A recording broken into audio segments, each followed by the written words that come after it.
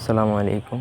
আজ আমি আপনাদেরকে মোমবাতির সাহায্যে একটা বশীকরণ দিব। মোমবাতি দ্বারা বশীকরণগুলো খুবই ইফেক্টিভ হয়। এটা সুলেমানি বশীকরণ না, এটা মন্ত্রশাস্ত্রের।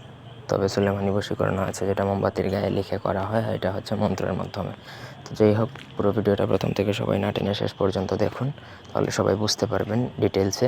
ব্যক্তিগত যে কোনো প্রয়োজন বা যে কোনো কাজের জন্য স্ক্রিনে দেওয়া নাম্বার আছে, সরাসরি ফোনে, হোয়াটসঅ্যাপে অথবা ইমোতে যোগাযোগ করে যে কোনো কাজ করাতে পারবেন, দেশে অথবা দেশের বাইরে থেকে। এটার প্রথমত নিয়ম বলে দিচ্ছি। 7টা মোমবাতি নিয়ে প্রত্যেক মোমবাতিতে এই মন্ত্রে 41 বার করে পড়ে 41টা ফু, অর্থাৎ 7টা মোমবাতি নেবেন, প্রত্যেকটা মোমবাতিতে একবার পড়বেন একটা ফু। এইভাবে প্রতি মোমবাতিতে 41 বার পড়ে 41টা ফু দিয়ে 7টা মোমবাতিতে একইভাবে করবেন।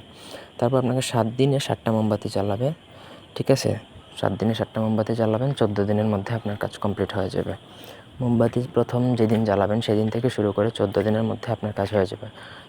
অনেক মানুষ আছে, অনেক পুরুষ বা মহিলা যার জন্য করবেন, সে হয়তো বা একটু ঘাউড়া টাইপের হতে পারে, সেক্ষেত্রে সময় লাগতে পারে, অথবা যারা একটু নরম মনের তাদের ক্ষেত্রে একদিনেও কাজ করে, এরকম নজির আমার কাছে আছে।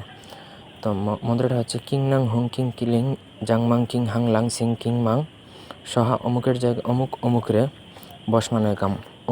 অমুকের জায়গায় আপনি যাকে বস করবেন তার, আর অমুকের জায়গায় আপনার নিজের নাম আপনি প্রয়োগ করবেন, আপনার নাম। বস মানের কাম বানের খোয়ামা মাগিনীর দোহাই, এই হচ্ছে মন্ত্র।